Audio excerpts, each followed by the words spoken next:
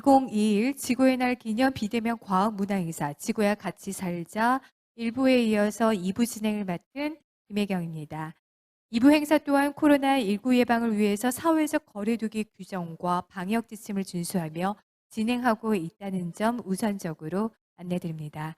다시 한번 행사에 대해서 간략하게 소개를 해드리고 2부 행사 진행하도록 하겠습니다. 오늘 국립대구과학관이 주최하는 지구와 같이 살자 비대면 과학문화 행사는 지구의 날을 기념하여 기획된 행사입니다. 지구의 날은 지구 환경 오염 문제의 심각성을 알리기 위해서 자연 보호자들이 제정한 지구 환경 보호의 날로서 1970년 4월 22일 미국 위스콘신주의 게이로드 넬슨 상원 의원이 환경 문제에 관한 범국민적인 관심을 불러일으키기 위해서 지구의 날을 처음으로 선언한 것에서 유래되었습니다. 1970년도 지구의 날은 미국 역사상 가장 대규모로 조직된 시위였는데요. 2천만 명 이상의 사람들이 지구의 날 행사에 참가해서 연설을 듣고 또 토론회를 개최하고 환경을 깨끗이 하기 위한 다양한 행동들을 실천했습니다. 오늘 참가자와 시청자 여러분들께서도 지구에 같이 살자 비대면 행사를 통해서 올바른 지구 지키기와 그리고 미래 지구에 대해 알아볼 수 있는 유익한 시간이 되시길 바라겠습니다. 자, 그럼 지금부터 2부 행사를 시작하겠습니다. 2부 첫 순서는 한국고용정보원 미래직업연구팀 김동규 박사님의 강연인데요. 미래의 지구 환경에는 어떠한 직업들이 필요하고 또 어떠한 직업들이 사라질지 미리 탐험을 해보는 시간을 갖도록 하겠습니다. 미래지구 직업탐험 강연 박사님을 큰 박수로 모셔보겠습니다.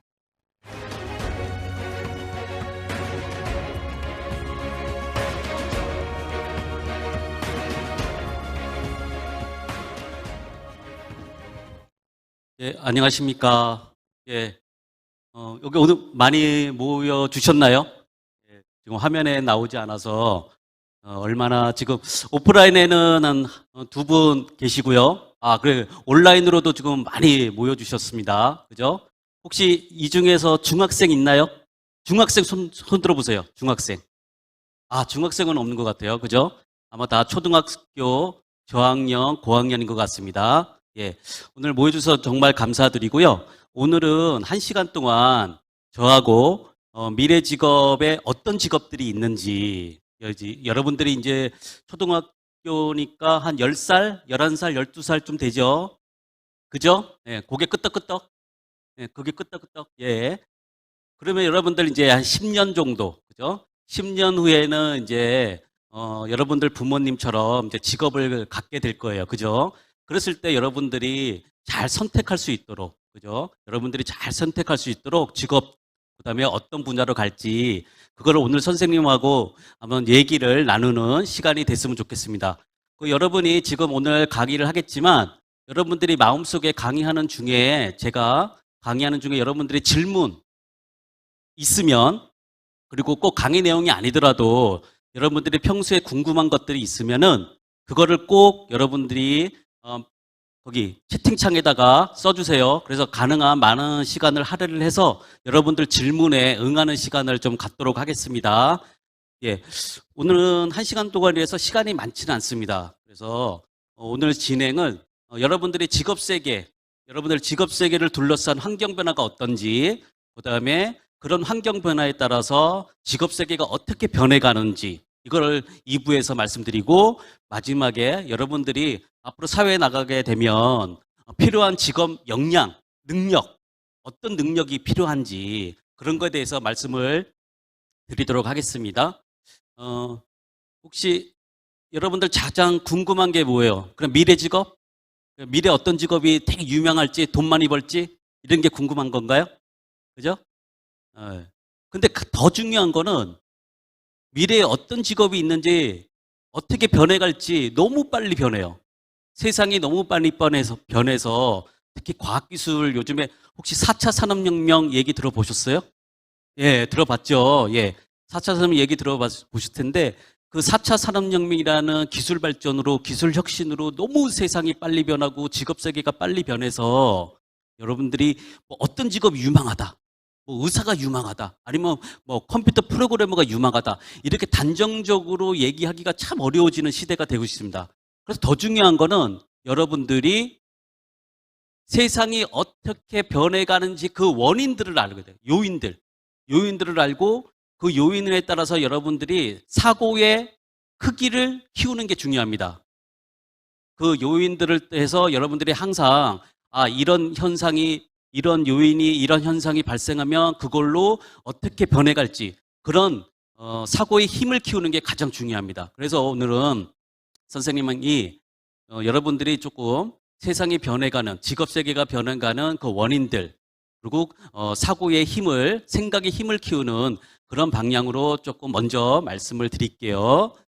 여기 앞에 그림 두 개 있죠. 그죠? 이게 왼쪽이 1901년, 뭐 100년이 넘었네요. 그죠? 뉴욕입니다. 뉴욕, 맨하탄인데, 여러분들 가본 학생들이 있는지 모르겠네요. 그죠? 내년에는 꼭 가보세요. 1901년도, 여기는 1913년도, 한 12년 정도 차이죠. 같은 장소에서 사진을 찍었습니다. 예. 근데 여기는 옆에 거 다 뭐예요? 그렇습니다. 눈이 너무 좋네. 학생이, 앞에 학생. 여기 동그라미는? 맞습니다. 제가 많은 강의를 했지만, 이렇게 정확하게, 또렷또렷하게 얘기한 친구가 오늘 처음입니다. 진짜로. 그리고 옆에 보면은 마차가 있어요? 없죠. 예. 근데 불과 10년 만에 마차가 다 없어지고, 그죠? 다 이게 자동차로 바뀌었어요. 그러면은 어떤 직업이 생길까요? 그렇죠. 맞습니다. 너무 똑똑한 친구를 앞에 두어서 선생님이 너무 긴장이 좀 되는데, 예, 맞습니다. 정확하게 맞췄고요. 그래서 뭐 도로 설치, 휴게소, 물류, 운송, 엄청나게 많은 직업이 생겼죠. 마부는 없어졌지만, 말은 줄어들었지만, 그죠? 그런데 영국에서 하나만 더 말씀을 드릴게요. 그래서 그러다 보니까 일자리가 이제 직접적으로 없어지는 데가 있어요. 예를 들어서 이제 옷 제조하는 섬유 기계를 이제 특허를 등록을 하다 보니까, 예? 그쪽에서 일했던 공장 근로자들이 자기 일자리를 누가 가져가요? 그렇죠. 혹시 강의를 두 번째 들었나요, 지금? 예? 강의를 두 번째 이렇게 들은 학생 같아요. 예, 기계가 사람의 일자리를 뺏어가니까 사람들이 이렇게 막 폭동을 일으킨 거예요. 폭동을. 예. 그러다 보니까 영국에, 여기 그 커서가, 영국 여왕입니다. 오른쪽 사진이. 영국 여왕이, 그러면 이 특허를 승인을 안 해준 거예요. 그러면은 일자리가 계속, 사람들이 기계 일자리가 계속 유지가 됐을까요? 사람들한테? 아니죠. 그죠? 특허를 불허하고 기계를 막는다고 해서 세상에 이렇게 흐름 같은 게 있습니다. 세상에는 우리나라만 있는 게 아니죠. 그죠? 이 지구에는 우리나라만 있는 게 아니고 많은 나라들, 우리보다 더 경쟁력 있고 더 많은 나라들이 있습니다. 그래서 우리가 기술의 발전이나 이런 거에 항상 우리가 반응을 하고 거기에 대처하는 그런 게 중요하다는 거 말씀드리는 거예요. 이렇게 그래서 이쪽에 영국의 기계 산업이 어디로 넘어갔냐면 독일로 많이 넘어갔습니다. 예전에는 독일보다 영국이 기계 산업이 더 발전했어요. 산업혁명, 제1차 산업혁명은 영국에서 먼저 시작을 했죠. 그럼에도 불구하고 나중에는 독일이 기계 산업이 더 경쟁력이 우수하게 됩니다. 이런 특허를 막았기 때문에. 어쨌든 제가 말씀드리는 거는 이 세상의 큰 흐름을 볼 필요가 있다라는 거예요. 그래서 여러분들이 어떤 길로 갈지를 지금부터 여러분들이 지금 초등학생이지만 어린 나이가 아닙니다. 그죠? 여러분들 한번 생각해 보세요. 옛날에 응애 했을 때와 지금 생각해 보면 시간이 금방 흘렀죠. 예. 그것처럼 앞으로 10년 또 엄청나게 빨리 흐릅니다.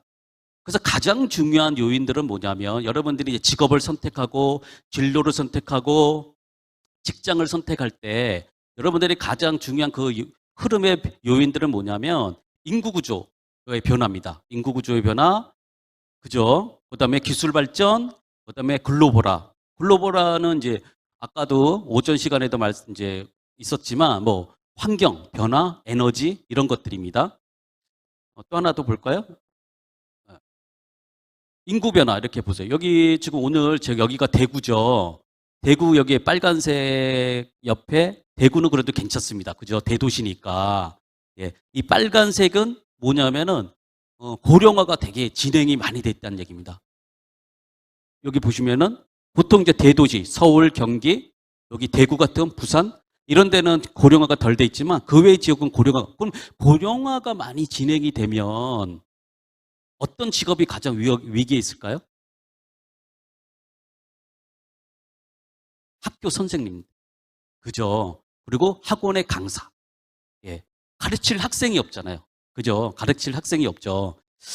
그래서 여기 보시면 이제 학교 다니는 인구의 감소, 그러다 보니까 또 이렇게 근로자들 말이 좀 어렵죠. 용어들이 좀 어렵습니다. 용어들이 어려운데 가장 쉽게 말씀을 좀 예, 제가 눈이 나빠서 잘 안 보입니다. 예.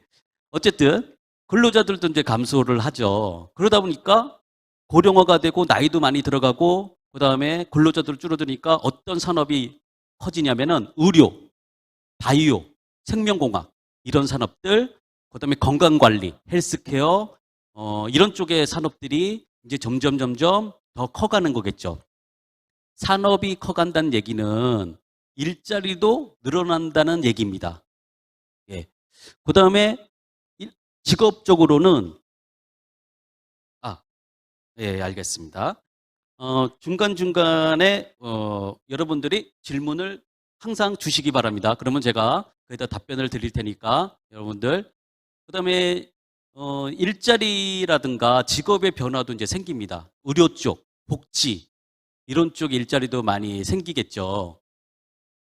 또 하나는 이제 두 번째 큰 요인은 글로벌화입니다. 저탄소 경제, 그다음에 뭐 코로나 사태 여러분들 아시죠? 그죠? 들었죠? 마스크 쓰고 있죠? 그게 다 코로나 때문에 그러는 거잖아요. 근데 그게 우리나라만의 문제가일까요, 지금? 전 세계적인 문제입니다. 그러다 보니까 사람의 이동도 없어요. 가장 타격을 크게 받는 게 여행업. 그죠? 뭐 그런 것도 있고, 그 다음에 여러분들 주변에 지금 전기 자동차 본 적 있어요? 예, 있죠. 예. 근데 왜 전기 자동차가 점점 늘어날까요?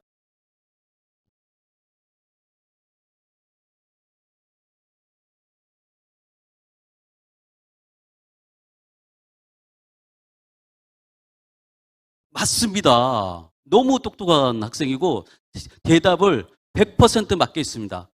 그런데 거기에 더해서 하나 이제 선생님이 좀 추가하고 싶은 얘기는 가장 중요한 거는 이제 지구를 살리기 위한 거죠. 그죠? 전기 자동차, 뭐 수소 자동차, 우리나라가 수소 자동차 강국입니다. 1등. 예.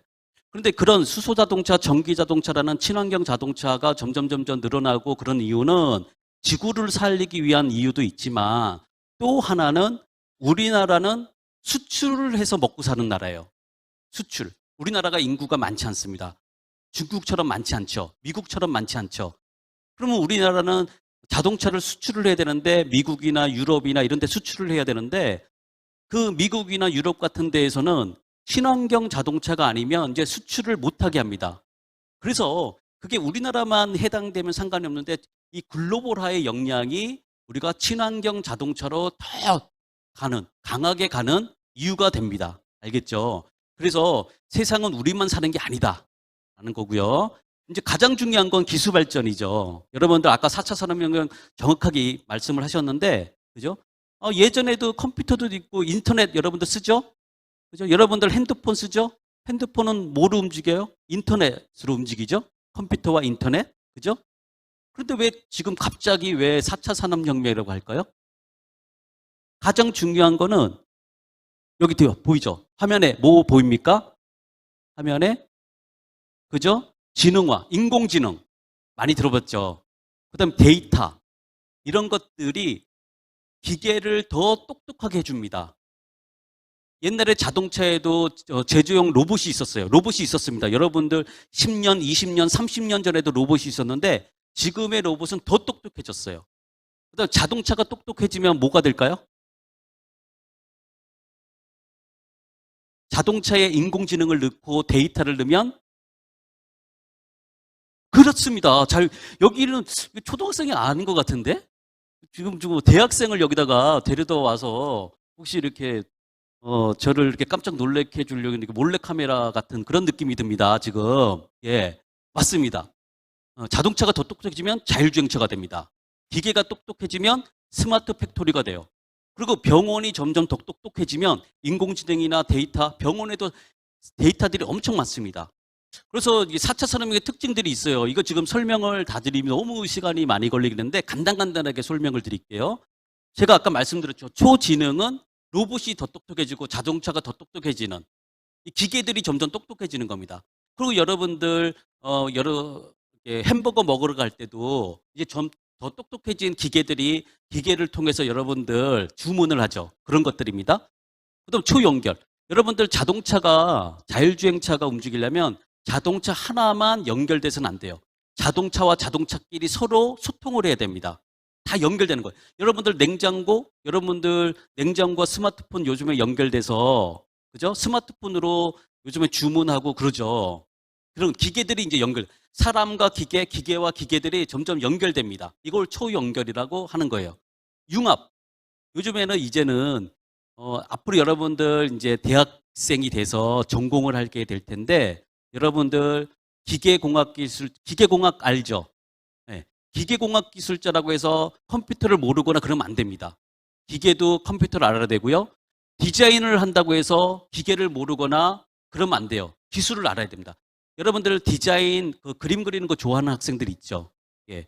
디자이너들도 이제는 여러분들 스마트폰을 디자인을 할 때 그 안에 전기, 전자적인 특성, 이런 것들을 다 알고 있어야 훌륭한 디자이너가 될 수가 있습니다. 그래서 지식이나 기술들이 이제 다 융합이 된다라는 거고요. 그 다음에 공장이 점점 더 옛날에도 무기나 자동화가 있었지만 이제는 더 똑똑해지고 있다는 거고요.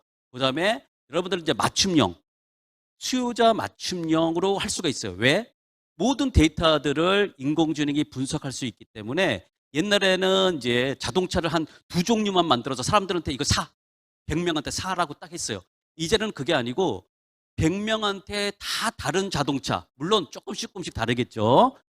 100명한테 다 맞춤형의 자동차, 맞춤형의 신발을 만들어 줄 수가 있어요. 뭐 때문에? 어떤 특성 때문에? 아까 처음에 4차 산업혁명 할 때 무슨 얘기했죠? 인공지능과 데이터. 두 개만 기억하면 됩니다. 마지막은 조금 어려우니까 좀 넘어가겠습니다. 예. 그러면 이런 걸로 해서 직업 세계가 지금 어떻게 변해갈까라는 걸 말씀드리고 싶어요. 하나는, 첫 번째는 일자리, 직업. 이것들이 점점 빨리 변해가고 있습니다. 여러분들 지금의 어떤 부모님이 여러분들한테 얘기하는 직업들이 10년 후, 20년 후에는 없어질 수도 있어요. 그리고 지금은 생각지도 못한 직업들이 새로 생길 수도 있습니다. 네. 지금은 아무도 그 예상을 할 수 없어요. 그렇지만 선생님도 예상을 할 수 없지만 선생님이 대체로 어떻게 변해갈 건지는 제가 말씀드릴 수가 있어요. 정확하게. 예. 그래서 그게 중요하다는 거고, 두 번째는 일하는 내용이 바뀔 수 있습니다. 일하는 내용이 직업이 아니고 사람이 일하는 방식이 바뀔 수 있는 거예요. 지금도 선생님이 여기가 원래는 많은 관중을 대상으로 원래는 강의를 하지만 요즘에는 어떻게 강의를 하냐면 집에서 줌이라는 거 아시죠? 인터넷으로. 요새 집에서 강의를 합니다. 그런 경우도 있어요. 회의도 그렇습니다. 예. 그 다음에 세 번째는 일하는 방식. 이런 것도 이제 바뀌는 거예요. 그러면 이제 뭐 또 말씀드릴게요. 더 자세하게. 네 번째는 또 창업. 그다음에 기업가. 이런 어떤 환경이 창업이 뭔지 알죠? 그죠? 기업을 새롭게 세우는 겁니다. 기업이나 그런 걸 새로 세우는데 그런 게 예전보다 더 쉬워졌어요. 그런 생태계, 환경을 우리가 생태계라고 하는데 그런 생태계가 점점 더 쉬워졌다. 그래서 여러분 앞에 있는 친구가 딱 지금 한 명 있는데 그 친구도 나중에 빌 게이츠처럼 그죠? 훌륭한 기업가가 돼서 그죠? 우리나라를 먹여 살릴 수도 있습니다. 예, 그러기를 꼭 바라고 이제 하나하나 볼게요. 여기 보시면 맨 밑에가 뭐죠? 맨 왼쪽이 여기 보이나요? 그죠? 예, 생산 및 제조, 예, 근로자들. 공장에서 일하는 근로자들의 일자리가 가장 먼저 위기에 처해진다. 일자리 위기. 왜 그럴까요? 공장에 뭐가 들어와 있어? 맞아요, 맞아요, 맞아요.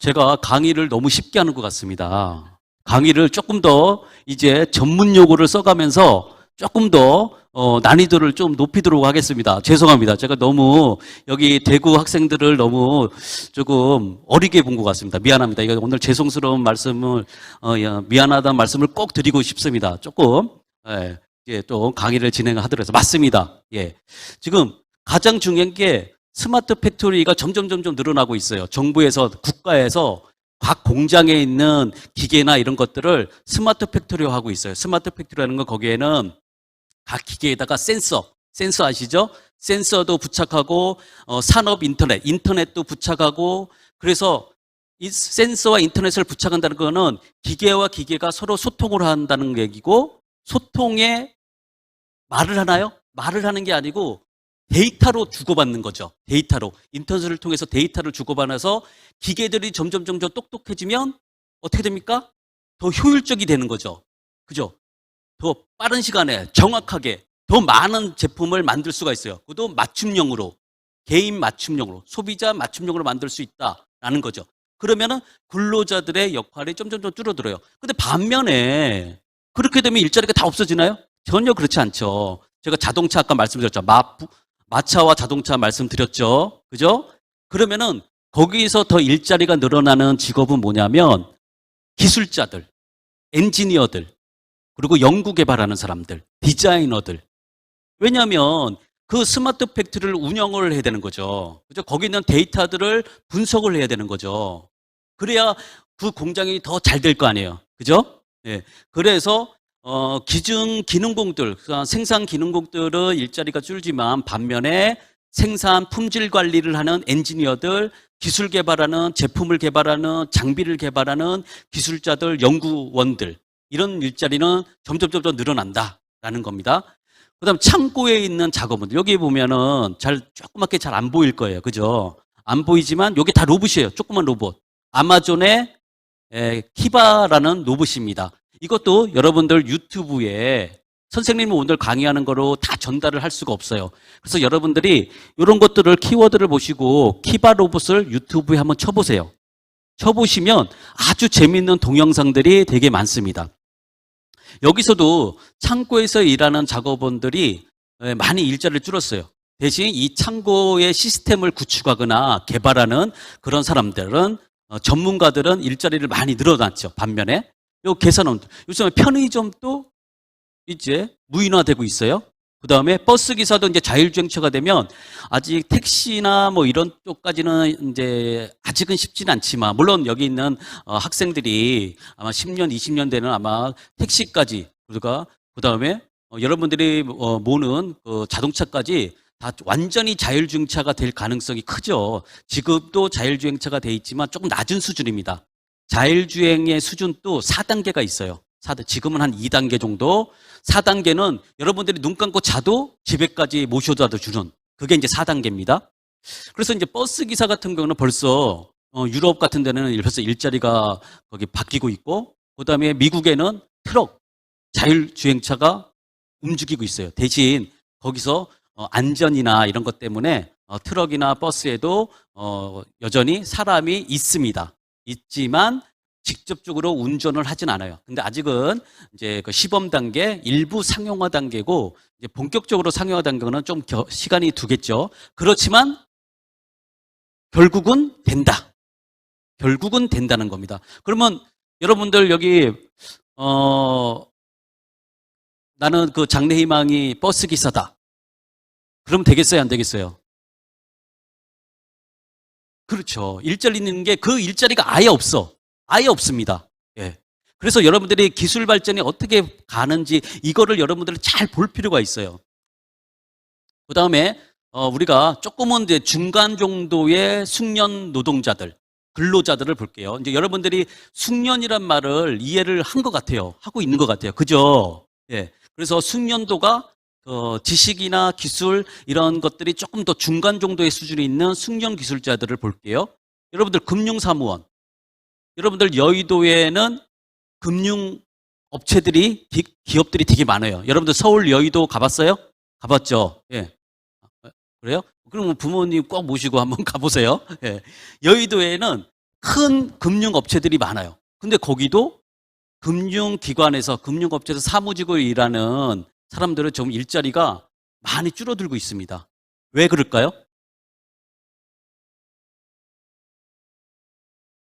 맞습니다. 그리고 이렇게 휴대폰으로, 그죠? 스마트폰으로 요즘에 은행 업무를 다 하죠. 그죠? 그게 이제 인터넷 뱅킹입니다, 결국은. 맞아요, 맞아요. 와, 학생들 여기 오늘 제가 아마 그 대구에 눌러 살아야 될 것 같아. 너무 똑똑한 친구들이 많아서. 예, 맞습니다. 다 그렇지는 않아요. 다 그렇지는 않고, 이제 그 금융 상품을 개발하는 사람이나 이런 전문가들, 예. 그 다음에 전략을 세우는 사람들, 경영 전략을 세우는 사람들, 이런 사람의 일자리는 더 늘어나고 있어요. 반면에 단순 사무를 보는 사람들, 그러니까 은행에서 단순 사무를 보는 사람들, 여러분들 은행 가면은 앞에 사무직들이 있죠. 그 지점들이 점점 없어지고 있어요. 예. 그 다음에 여러분들 혹시 카카오뱅크 들어봤어요? 예. K뱅크 들어봤어요? 그 은행은 카카오뱅크와 K뱅크는 지점이 없어요. 그냥 온라인으로 다 이루어지고 있고 거기에서 종사하는 직업들을 보면은 구성을 보면 우리가 일반 은행들 여러분들이 알고 있는 일반 은행에는 컴퓨터, IT 이런 전기전자 이쪽 기술자들이 특히 컴퓨터나 뭐 IT 기술자들이 한 10%에서 15%밖에 없습니다. 근데 카카오뱅크나 K뱅크 같은 데는 거기는 6, 70%가 거의 뭐 70%가 다 IT, 컴퓨터, 데이터, 수학 이런 쪽에 전문가들이 구성되어 있습니다. 여기 위에 보면 여기 의사죠. 무슨 네. 의사일까요? 의사도 종류가 많죠. 의사도 예를 들어서 피부과 의사, 그죠? 그 다음에 정형외과 의사, 뭐 여러 가지. 이 의사는 외과 의사일 외과 의사는 아니고 외과 의사도 이제 되게 많은데 이 앞에 여기 있는 선생님은 뭐냐면은 영상의학과 의사입니다. 아, 근데 영상의학과 의사는 뭘 하냐면은 우리가 CT나 그죠? CT 처음 들어봤나요? CT나 들어봤어요. MRI 그다음에 엑스레이. 네. 엑스레이 같은 것들을 찍으면 그걸 뭐라 그럴까요? 아까 선생님이 글자만 데이터라 그러는 게 아니라 그랬죠? 데이터에는 이미지도 데이터고 그렇죠. 영상도 영상도 데이터고. 데이터. 이 이미지, 영상을 분석하는 거는 여기 오랜 경험이 있는 의사가 잘할까요? 아니면은 인공지능이 더 잘할까요? 오랭 둘 다 똑같이 잘할 것 같은데. 맞습니다. 선생님 지금 실수했습니다. 예, 오랜 경험이 있는 의사라는 말을 뺐어야 되는데 순간적으로 실수를 했는데 여기 학생이 선생님의 말을 바꿔줬어요. 맞습니다. 예. 그래서 이 영상 분석 기술은 이 영상의학과 의사보다 일반적인 인공지능이 더 잘합니다.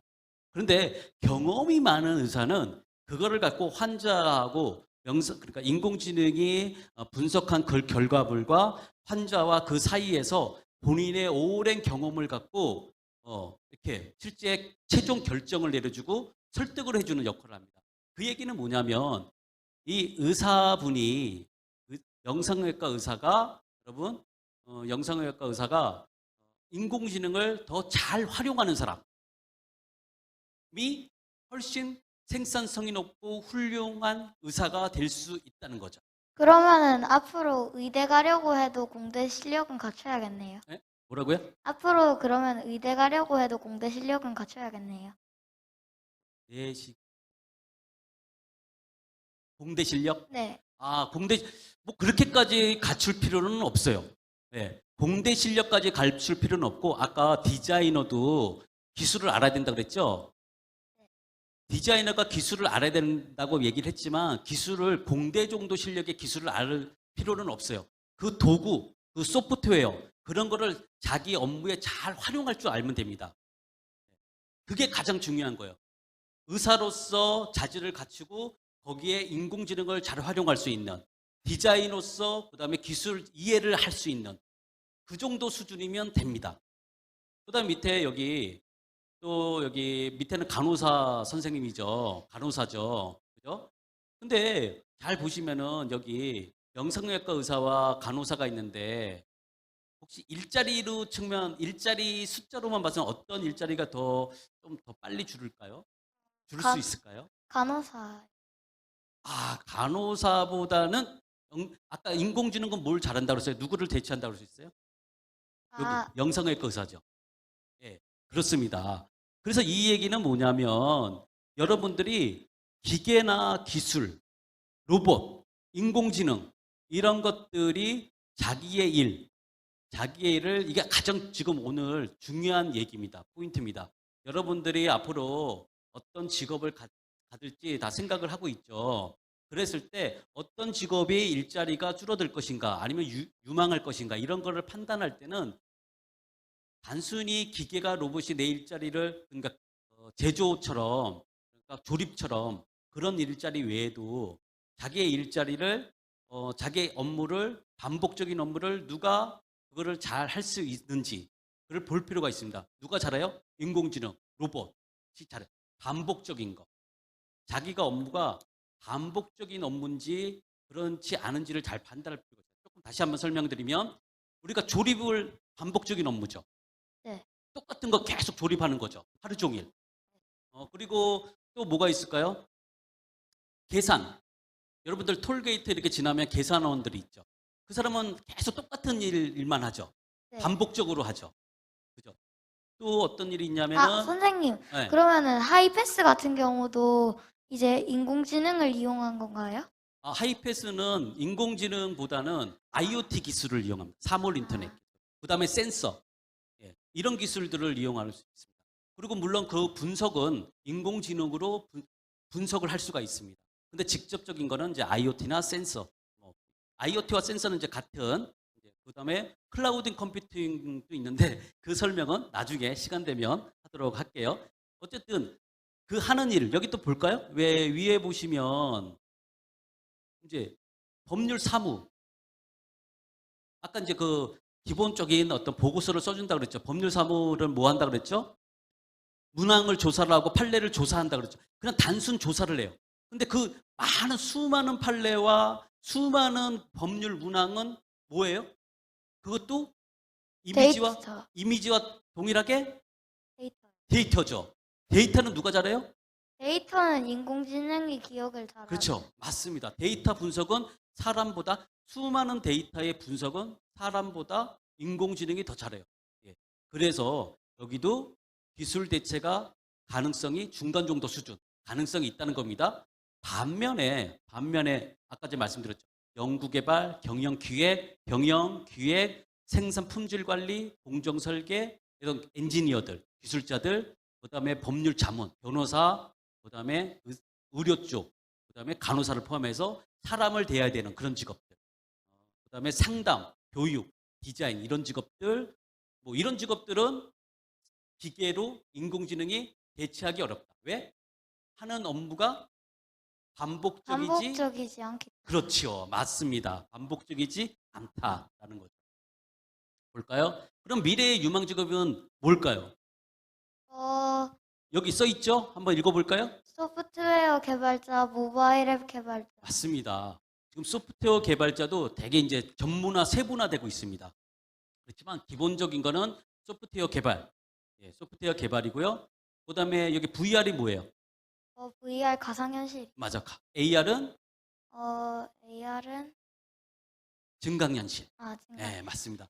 가상현실, 증강현실. 이 가상현실보다는 증강현실이 더 앞으로 수요가 더 많을 텐데, 이런 전문가들, 예를 들어서 VR, AR, 프로그래밍을 한다든가, VR, AR 관련해 콘텐츠 관련해서 디자인을 한다든가, 그 다음에 VR, AR 관련해서 기획을 해주든가, 기획을 해줘. 왜냐하면 디자이너와 프로그램과 그 다음에 고객 있죠. 고객 그 사이에서 적절한 콘텐츠를 기획해주고 어떤 한정된 예산에서 이해되죠? 한정된 예산에서 적절하게 콘텐츠를 만들어주고 적절한 장비를 사용할 수 있도록 총괄 관리를 해주는, 기획을 해주는 사람이 우리가 VR, AR 기획자 또는 PD라고 합니다. VR, AR PD라고 하는데, 그러면 제가 오늘 이 강의를 막 하니까 좀 의문이, 혹시 온라인에서 의문이 생기는 학생이 있을 것 같아요. 그래서 선생님, 그러면 다 수학이나 뭐 컴퓨터 뭐 이런 것만 잘해야 됩니까? 디자인도 기계를 알아야 된다고 얘기를 하고 있고, 의사도 뭐 컴퓨터 잘해야 된다고 얘기를 하고 있고, 그렇지는 않습니다. 아까 기획자들이 있죠. VR, AR 기획자, 그 다음에 컴퓨터 소프트웨어를 개발해주는, 개발 말고 그 소프트웨어를 개발하기 위해서 기획하는 사람들이 있어요. 그 사람들은 다양한 전공자들입니다. 특히 VR, AR은 뭐 문해창작학과, 국문학과, 뭐 만화, 뭐 다양한 전공에 상관이 없어요. 그 다음에 컴퓨터 소프트웨어를 기획해주는 사람들도 다양한 전공자들이 합니다. 경영, 마케팅, 그 다음에 무역학과, 회계. 그러나 특징이 하나 있어요. 의사도 그렇고 지금 VR 기획자도 그렇고 컴퓨터 소프트웨어 기획자도 그렇고 그 특징이 뭘까요? 그 사람들이 다 엔지니어나 프로그램을 잘해야 될까요? 아니죠. 그거는 아니고 그렇죠. 이제 각자 업종에서 그것도 잘하면 좋지만 각자 업종에 관련 일단 우선순위를 먼저 잘해야 될 것 같아요. 두 번째는 그걸 자기 업무를, 본연의 업무를 가장 잘하고, 그죠? 잘 공부를 해야 되고, 두 번째는 뭐가 필요해요? 의사는 뭘 잘해야 된다? 모두 잘해야 된다? 의사는 아까 뭐 이렇게 했었잖아. 변호사는 그러면 변호사도 변호사는 그 변호하거나 이런 거를 잘해야 맞아요. 그게 가장 중요하죠. 그 당연히 자기 본연의 특성 있는 그 업무를 가장 잘해야 되고, 거기에 더해서 앞으로 모든 직업들은 우리가 이걸 고상한 용어로 디지털 리터러시라고 합니다. 디지털 리터러시, 디지털 문해력이라고 하는데, 여러분들 직접적으로 프로그래밍을 할 필요는 없지만 VR, AR 기획자는 서버가 어떤 게 있는지, 프로그램이 어떤 게 있는지, 그죠? 그 다음에 고객이 뭘 원하는지, 어떻게 기술적으로 실현할 수가 있는지, 이런 것들을 잘 알고 있어야 돼요. 의사는 인공지능을 잘 다룰 줄 알아야 되고, 변호사도 인공지능을 다룰 줄 알아야 되고, 앞으로 청소부도 로봇을 다룰 줄 알아야 돼요. 그걸 우리가 디지털 리터러시, 디지털 문해력이라고 합니다. 그래서 여러분들 학생들, 여기 온라인 학생들이 있죠. 온라인은 여기 듣고 있는 학생들인데 아마 희망하는 직업이 많이 다 다를 거예요. 다양할 거예요. 그죠? 나는 작가가 되고 싶다. 그죠? 만화가가 되고 싶다. 이제 만화가도 어떻게 만화를 올립니까? 웹툰. 만화가도 웹툰으로 이제 해요. 그러면 웹툰으로 하면 그 디지털 도구를 잘 사용할 줄 알아야 돼요. 그런 것들을. 앞으로는 모든 직업들이 그렇게 될 거라는 거예요. 그리고 또 조금 더 하고 질문을 조금 이따 한 번 더 받을게요. 그 점에 유전체, 이게 코로나 사태라든가 이거를 뭐 더 강화가 되긴 했지만 어쨌든 유전체라든가 생명공학, 바이오 이런 쪽의 직업들도 유망하고요. 그 다음에 로봇 개발자들도 유망합니다. 로봇은 전공이 되게 다양합니다. 뭐 기계도 있고요, 전기전자, 그 다음에 인공지능 소프트웨어 개발, 그다음 디자인, 산업 디자인, 그런 사람들은 우리가 다 로봇 전문가라고 할 수가 있어요. 왜냐하면 서비스 로봇은 사람들한테 맞춤형으로 서비스 로봇을 기획을 하려면 뭘 알고 있어야 돼요? 예를 들어서 우리가 여기 노인분들이, 그죠? 노인분들이 고령자들, 노인분들이 이제 불편한 것이 있잖아요. 그죠? 네. 그러면 그 로봇이 이렇게 그에 맞는 로봇을 개발해 줘야 되는 거잖아요. 그러면은 뭘 알고 있어야 돼요? 노인에 대한 노인이 이제 뭐가 불편한지를 그렇죠. 알아야죠. 맞습니다. 예.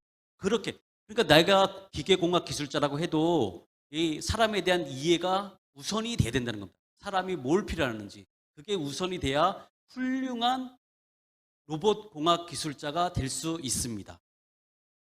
그냥 조금 더 빨리 진행을 하면 또 비대면 이렇게 대화하지 않는 여기 있는 학생과 저는 대면이죠. 그다음에 온라인 있는 학생들하고는 지금 온라인으로 듣고 있는 학생과는 비대면이죠. 그러다 보니까 여기 온라인 쇼핑몰 뭐 운영자들, 그다음 유튜버 이런 직업들, 그다음 개인 피트니스 트레이너들 이런 직업들이 또 유망하다고 하고요. 여기 또 보시면 또 좀 최근에 중요한 분야는 메타버스라고 들어봤어요. 메타버스는 좀 어려운 용어고 쉽게 생각하면 이제 가상현실. 아, 네. 가상현실에서 이루어지는 여러분들 여기 이게 뭐예요? 이모티콘 디자이너. 요즘 이모콘 디자이너들이 엄청나게 많이 늘어났습니다. 그 다음에 메타버스라고 있는데 그게 한 단계 더 가상현실을 한 단계 더 지나가면 메타버스라고 하는데 현실과 이제 가상의 어떤 그런 혼합을 얘기하는 건데 이거 한번 보실까요? 여기 좀 보이죠? 온라인에서도 보이죠? 온라인 학생들 보이죠? 그러면 여기에는 또 어떤 직업이 들어갈까요? 아까 VR, AR 말고? 여기에는 또 우리가 회사에서 회의를 이런 가상현실 쪽에서 회의를 하는 거예요. 그러면 어떤 직업들이 필요할까요? 그러면은 일단은 그 회사 메타버스 쪽에서 이제 개인이 잘 연결돼 있는지 그거를 보는 맞습니다. 사람도 필요하고 맞아요. 많은 사람들이 그 시스템을 운영하는 운영 관리자도 필요하고요. 그죠? 그 다음에 여기에 있는 이 사람들의 하나하나의 의상 디자인도 필요해요. 의상 디자이너. 가상현실 의상 디자이너. 가상 의상 디자이너도 필요하고요. 그 다음에 VR, AR 장비를 만드는 그게 어지럽지 않게 아주 좋은 장비를 만드는 그런 사람도 필요하고 앞으로 세상의 흐름에 따라서 엄청나게 많은 새로운 직업들, 지금은 알 수 없는 새로운 직업들이 많이 탄생을 한다. 그런데 여러분들이 그러면은 어떤 직업을 그냥 찍어주세요. 이거는 의미가 없다는 얘기예요. 어떤 직업이 유명할까요? 그냥 찍어주세요. 이거는 의미가 없어요. 여러분들이 앞으로는 어떤 직업이, 어떤 분야가, 어떤 비즈니스가 더 유망할지를 그거를 하나하나 여러분들이 찾아가는, 그거를 깨닫는, 그거를 노력하는, 찾아가려고 노력하는 그 자세가 가장 중요하다. 알겠죠? 네. 직업 하나를 알려주는 거는 의미가 없어요. 제가 여기 여러 가지 직업을 얘기를 해줬지만 그 직업들이 나중에 또 어떻게 바뀔지를 아무도 모릅니다. 그래서 이거는 나중에 한번 이 자료가 어떻게 오픈이 될지는 모르겠는데 이런 자료들은 오픈할 수가 있으니까 여러분들 한번 나중에 쭉 읽어보시면 좋을 것 같아요. 시간이 많이 좀 흘러갔고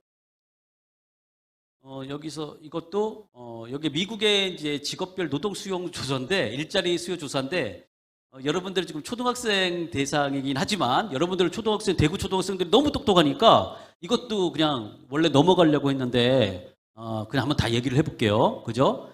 앞으로 일자리가 늘어날 때 사람 수요가 점점 늘어나는 분야가 어딜까? 여기입니다. 사업, 법률, 변호사, 검사, 이런 법률 서비스, 사업 서비스, 경영이나 이런 경영 컨설턴트 이런 쪽. 그다음에 운송은 비대면이니까 요즘에 여러분들 직접 식당에 직접 가서 먹는 것보다 이렇게 많이 배달시켜 먹죠. 예, 그것 때문에 그렇습니다. 그다음에 여기 STEM이 뭐예요? S는 사이언스, 과학, T는 테크놀로지, E는 엔지니어링, M은 맞아요. 매스. 맞습니다. 매스매틱스. 이 친구들은 천재가 앞에 앉아 있어서 이 선생님을 너무 긴장을 하게 해서 제가 긴장이 너무 됩니다. 맞습니다. 앞으로 이런 직업들, 과학, 기술, 그다음에 수학, 엔지니어링 이쪽 관련 직업들이 많이 각광을 받을 거예요. 그렇지만 나는 과학도 못하고 과학 못하는 게 아니고 과학에 관심이 없고 수학에 별로 관심이 없는데 그러면 저는 어떻게 합니까? 라고 물어보는 학생이 있겠죠. 근데 아까 선생님이 뭐라 그랬어요? 그런 쪽에 잘 못해도 됩니다. 남들보다 잘 못해도 돼요. 그렇지만 컴퓨터나 여러분들 그런 데 관심을 가져야 되고요. 소프트웨어 같은 데는 관심을 가져야 되고요. 그 다음에 여러분들이 그런 것들 논리적 사고력. 선생님이 하나 중요한 얘기를 또 하나 해줄게요. 선생님이 많은 이렇게 교육기관이나 이런 데 가서 학생들하고 인터뷰를 많이 합니다. 여러분들 이제 형, 언니, 오빠, 그런 이제 대학생 언니, 오빠들하고 인터뷰를 많이 하는데 여러분들 대학에서 나중에 대학을 가실 거잖아요. 대학에서 꼭 공대나 수학이나 이런 쪽이 아니고 인문사회 쪽에 있는 언니, 오빠들도 컴퓨터로 많이 합니다. 컴퓨터도 많이 공부를 하고 있고 단 거기서 두각을 나타내는 그런 친구들은 언니, 오빠들은 뭐냐면 사고가 수학을 잘하거나 못하거나 과학을 잘하거나 못하거나 중요한 게 아니고 사고가 논리적인 사람. 하나하나 여기 앞에 앉아있는 친구처럼 생각을 논리적으로 하는 친구가 훌륭한 나중에 프로그래머도 될 수 있고 기획가도 될 수 있다는 거예요. 사업가도 될 수 있고 그게 가장 중요합니다. 당장 수학을 산수를 못해도 됩니다. 당장. 그러면 좀 잘하면 더 좋겠죠. 물론. 그 다음에 또 이거 일의 내용도 바뀝니다. 조금 빨리 진행을 할게요. 여기 농부 아저씨도 여기 저 커서가 보이나요? 네. 커서가 저는 안 보이는데 여기 커서가 위에 여기 보이네요. 여기 농부 아저씨도 이제 스마트팜에서는 스마트 그런 기계들을 다룰 줄 알아야 되고요. 그죠?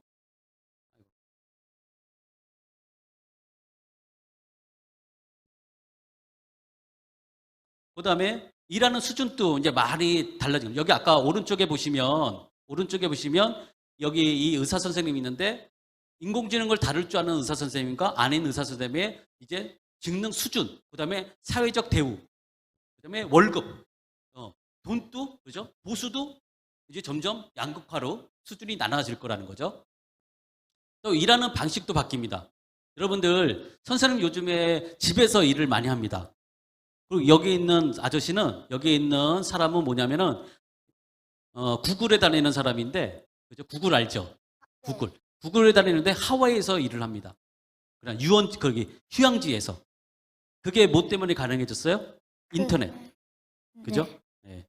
그 다음에 여기에서 지금 여기 택배 아저씨들도 요즘에 스마트폰으로 일거리를 다 받습니다. 일하는 방식도 많이 바뀌고 있고요. 여기 또 여기 보면은 여기 로봇도 이렇게 착용하죠. 로봇. 보이죠? 네. 네, 이거를 우리가 웨어러블 로봇이라고 합니다. 착용용 로봇. 그러면은 여러분들은 이 착용용 로봇을 그죠? 사람에 맞게 개발하는 그다음에 만들어주는 그런 나중에 사람이 됐으면 좋겠습니다. 군인들도 웨어러블 로봇을 착용하면은 엄청나게 먼 거리를 행군하더라도 지금보다 덜 지칠 수 있다고 들었어요. 맞아요. 맞습니다. 실제 우리나라 삼성이나 한화에서 웨어러블 로봇을 지금 개발하고 있고요. 예, 개발하고 있습니다. 그러면은 조만간 그런 게 상용화가 될 수도 있고 좀 그거를 통해서 아마 또 새로운 일자리도 만들어질 거예요. 단순히 웨어러블 로봇을 만드는 사람뿐만 아니고 웨어러블 로봇을 사람한테 잘 맞도록 이렇게 맞춤형으로 해주는 사람 뭐 이런 전문가들이 또 필요하게 되겠죠. 그럴 때도 기술적인 공학적인 그 지식 외에도 그 사람들도 사람에 대한 애정, 사람에 대한 이해 이런 것들이 필요합니다. 그죠? 사람을 모르고 웨어러블을 만들 수 있어요? 아니요. 그렇죠.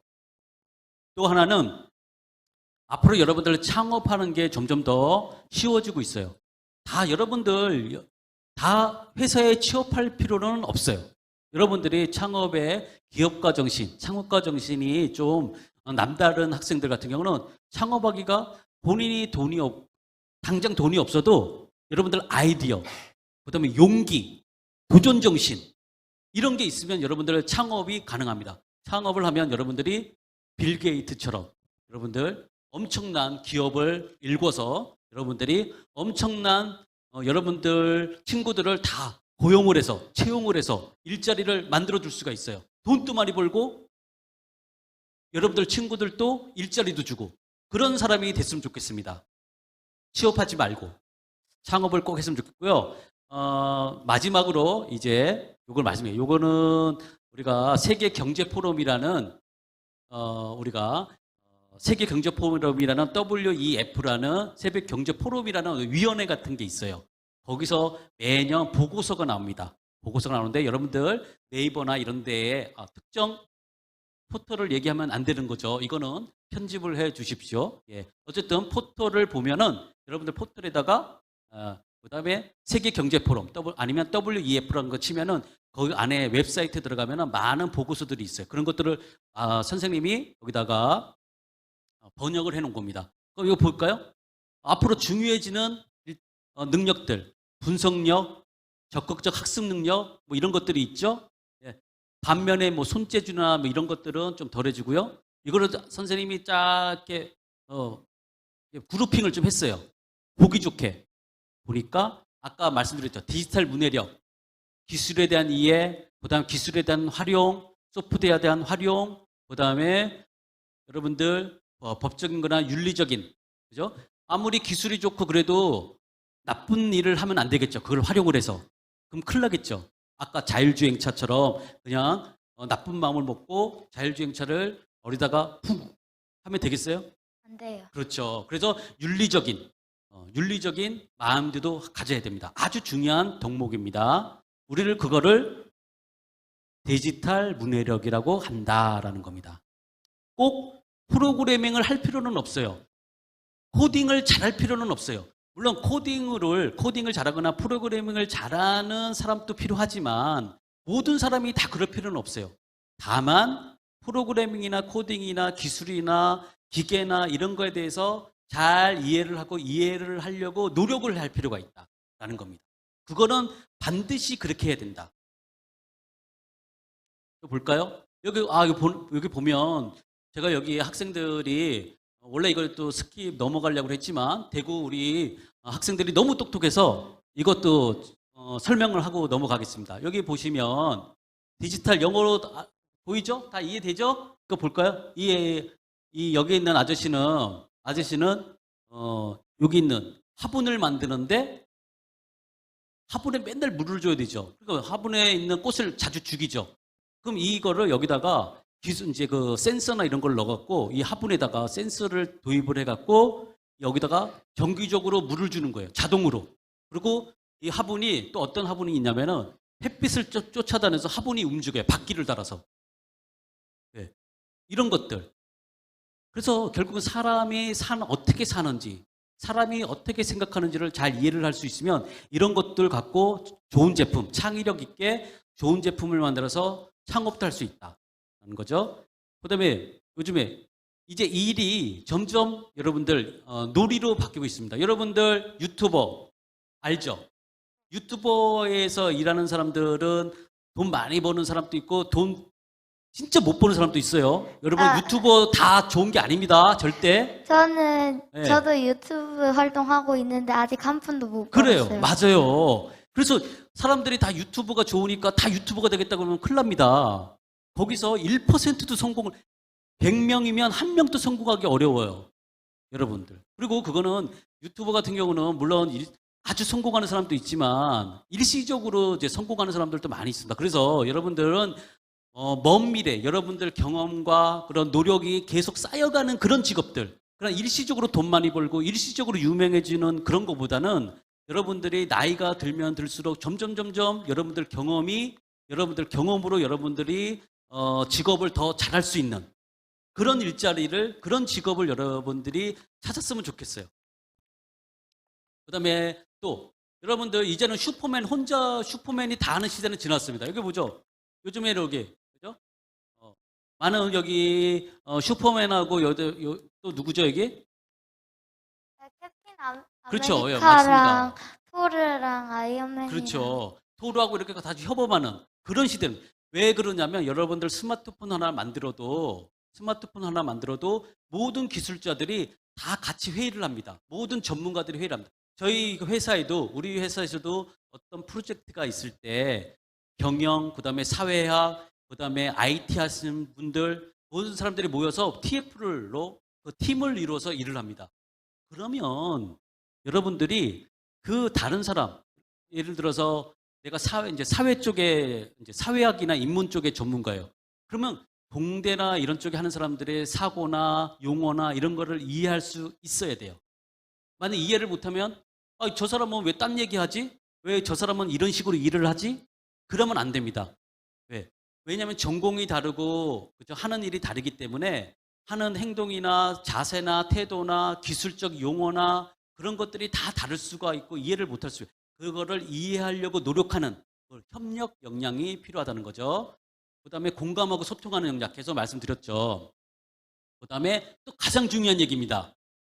선생님이 처음에 회사를 들어왔을 때는 평생 직장이었어요. 한 번 직장에 들어가면 뭐 쫓아내질 않아. 이제는 평생 직업. 이제는 많이 그 직장에서 나오는 제 선생님의 친구들은 벌써 퇴직을 한 쫓겨난 친구들도 많이 있습니다. 그래서 이제는 어떤 직장을 가더라도 거기서 훌륭하게 일을 해낼 수 있는 그런 사람, 평생 직업. 그리고 앞으로는 기술이 점점 더 발전해야 된다고 그랬죠. 지식이 점점 더 많아져야 된다고 그랬죠. 많아지고 있다고 그랬죠. 그러면은 어떡합니까? 나는 그러니까 뭐 초등학교, 중학교, 고등학교, 대학교 때 공부 열심히 많이 했으니까 나는 이제 땡이야? 나는 이제 다 배웠어? 그런가요? 아니요. 아니죠. 계속 공부를 하는 자세. 왜냐면 너무 많은 게 또 바뀌고 있기 때문에 그런 자세. 다 외울 필요는 없습니다. 그런 게 어디에 어떤 정보가 있는지를 찾아서 공부하는 자세. 선생님도 요즘에 유튜브 보면서 계속 공부합니다. 지금도 공부하고 있습니다. 유튜브 보면서 공부를 하고 있습니다. 그다음에 창업과 역량. 여러분들 저는 우리나라 학생들 중에 100에 1명이라도 이렇게 창업가, 훌륭한 창업가들이 나온다면 더할 나위가 없겠다라는 생각합니다. 그래서 남들 좋은 대학 가고 남들 좋은 직장 가고 그게 목표가 돼서는 안 된다. 남들하고 똑같이 해서는 안 된다라는 겁니다. 왜? 앞으로 10년 후, 20년 후에는 어떻게 될지 모르고 그 회사가 있을지 그 직업이 있을지 아무도 모릅니다. 그러면 어떻게 됩니까? 여러분들이 어떤 일을 하더라도 할 수 있는 능력을 갖춰야 되고 두 번째는 더 한 번 더 나가면은 자기의 일자리를 자기의 직장을 아예 만들어 버리는 거예요. 여러분들이 창업가가 되는 거예요. 창업가가. 여러분들이 그런 인재가 됐으면 좋겠다라는 말씀을 드리고요. 이제 마지막 1분 정도 정리를 하고 넘어가겠습니다. 환경 변화에 항상 관심을 갖고 가장 중요한 겁니다. 제가 계속 환경 변화 얘기를 했죠. 물론 선생님 오늘 이 시간에 그걸 다 설명을 못했습니다. 그렇지만 많은 책들 유튜브에도 있고요, 동영상도 있고요, 온라인에도 있으니까 여러분들이 환경 변화, 기술 이런 것들 어떻게 변해가는지, 사람들의 생각이 어떻게 변해가는지, 사람들의 사회적 어떤 시스템이나 이런 것들이 어떻게 변해가는지 항상 관심을 갖고 거기에 관심을 가져야 된다. 항상 관심을 가져야 된다. 그리고 진로 탐색, 직업 선택 시에 충분한 정보. 특히 1차는 부모님의 정보. 누가 정보를 제일 많이 갖고 있습니까? 누가 자신을 가장 많이 합니까? 부모님이죠. 부모님도 그렇고 자기 자신도. 맞습니다. 선생님이 또 실수를 했습니다. 미안합니다. 오늘 또 두 번째 사죄의 말씀을 드립니다. 가장 자기를 잘하는 사람은 자기 자신. 아무리 부모님이 뭐라고 그래도 자기보다 자기 자신을 더 잘하는 사람은 없어요. 근데 그 다음에 잘 많이 하는 사람은 부모님, 그 다음에 선생님. 왜냐하면 부모님이나 선생님은 여러분들을 계속 관찰을 하고 있어요. 여러분들이 어떤 역량이 더 잘할 수 있을 건지. 그래서 그런 선생님이나 부모님으로부터 정보를 잘 많이 받아서 판단을 잘 해주십사는 거고, 마지막에는 여러분들이 이제 선택을 어느 정도 했으면 여러분들이 하나하나 포트폴리오를 만들자. 포트폴리오가 뭐냐면 여러분들이 책을 읽더라도 여러분들이 예를 들어서 나는 이제 만화가가 되고 싶어. 그럼 만화가에 대한 어떤 책이라든가 실제 만화가로서 한번 그렇게 그리는 거 있잖아요. 습작들. 이런 것들을 하나하나 다 모아두고, 그리고 체험도 웹툰 이제 네이버 웹툰 같은 데 가서 한번 체험도 한번 해보고 여러분들 이제 부모님을 통하거나 이렇게 해서 그런 직장에도 만화가도 한번 만나보고 이런 포트폴리오를 만들어 주자라는 거. 그러면 여러분들이 지금 그 조그만 선택을 어떻게 하냐에 따라서 여러분들의 인생이 여러분들의 행복, 가장 중요한 건 행복이죠. 그죠?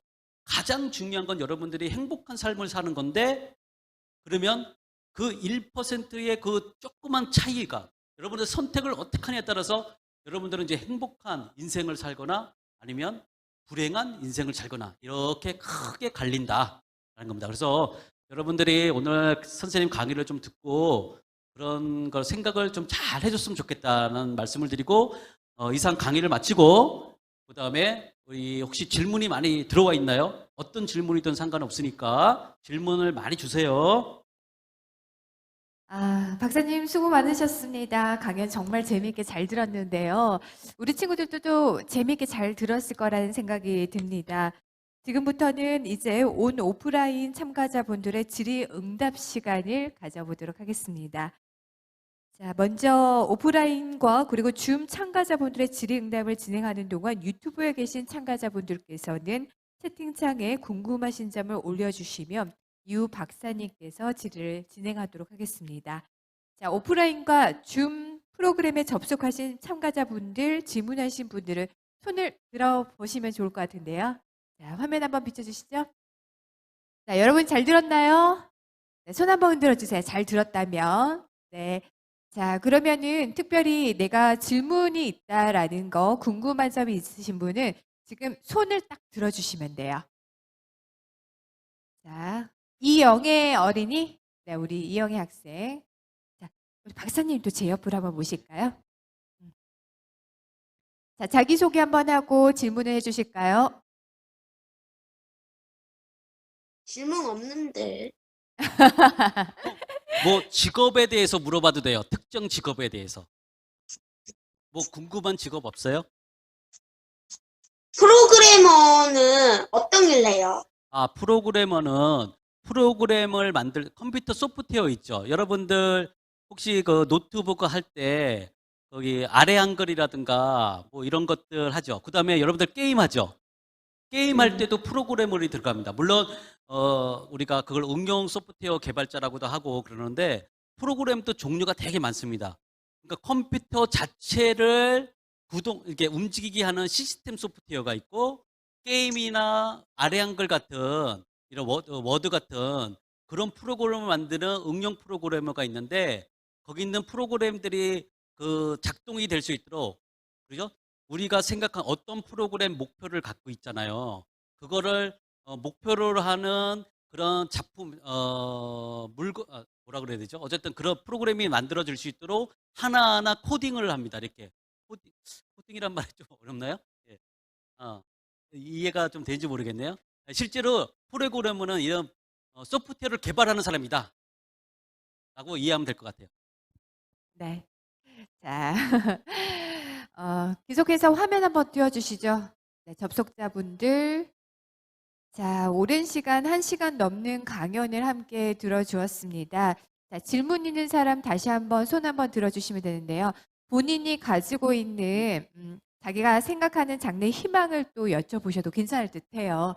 나는 미래에 어떤 직업을 가지려고 하는데 어떻게 또 준비를 해야 되는지에 대해서 질문해 주셔도 좋을 것 같고요. 또는 우리 친구들이 어떤 분야에 관심 있는지에 대해서 얘기해 주시면 되는데요. 자, 있네요. 네, 질문이 질문이. 하나 들어왔네요. 휴대폰. 영어 번역 프로그램이 많이 나오는데 그럼 앞으로 영어 공부는 어떻게 해야 할까요? 맞아요. 맞습니다. 지금 번역 프로그램이 기술이 점점 발전하고 있어요. 왜 발전할까요?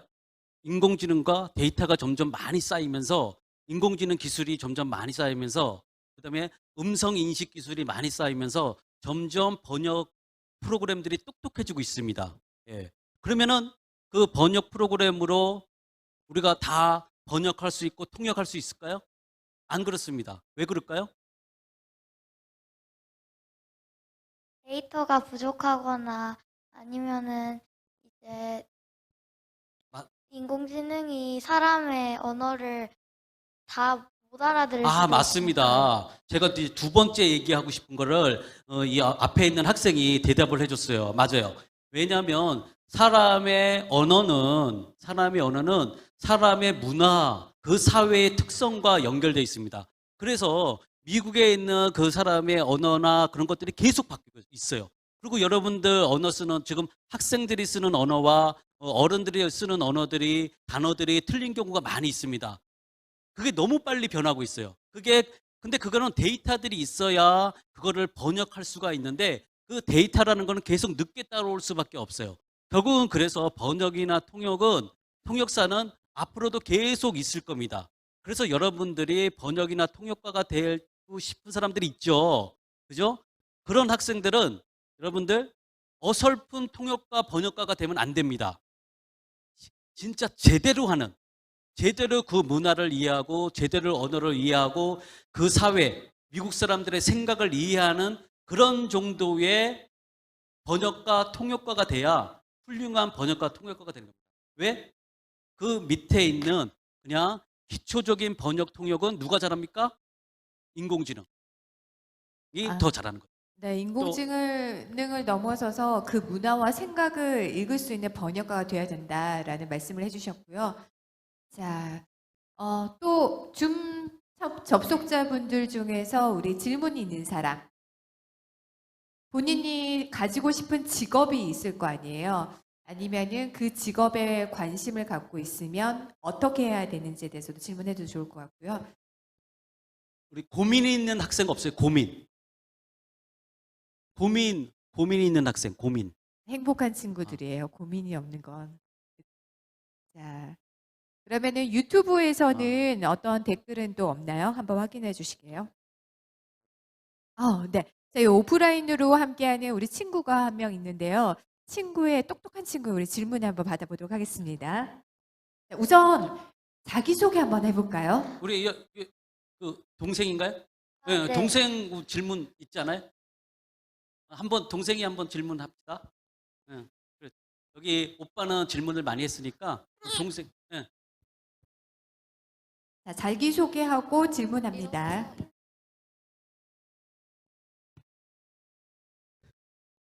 부끄러워서 못하겠다고 예. 하네요. 뭐 질문이 있으면 마지막으로. 어, 저는 대구 장동초등학교에 다니는 4학년 최건웅이라고 합니다. 질문이 앱 개발자가 되려면은 어떤 과목을 잘해야 되는지 알려주세요. 웹 개발자는 보통 전공을 뭐 컴퓨터 공학이나 IT 공학이나 이런 쪽을 전공을 하기도 하는데 다 그렇지는 않습니다. 아까도 선생님이 중간에 강의를 했지만 웹 개발이나 소프트웨어 개발자 중에 인문사회 쪽이나 예를 들어서 뭐 사회학이나 경영학이나 뭐 이런 쪽의 전공자들도 많이 있습니다. 예. 그리고 수학을 못한 친구들도 있어요. 언니 오빠들 중에 수학을 못하는데도 예를 들어서 제 선생님의 경험에는 이거 특정 과를 말씀드리면 좀 그렇긴 한데 예술계통의 예술계나 예체능 계통의 언니 오빠가 있었는데 그 반 중에 1등을 했습니다.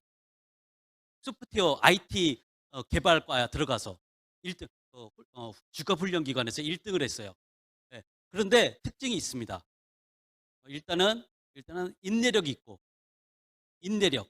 그 언니 오빠는 보통은 수업이 6시까지 딱 끝나잖아요. 끝나는데 밤에도 그다음에 일요일 토요일에도 나와서 계속 공부를 하는 거예요. 왜냐하면 자기는 전공을 하지 않았기 때문에.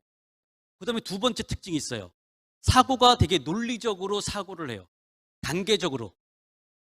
그냥 생각하기 귀찮아서 그냥 뛰어넘지 않아요. 항상 논리적으로 생각해요.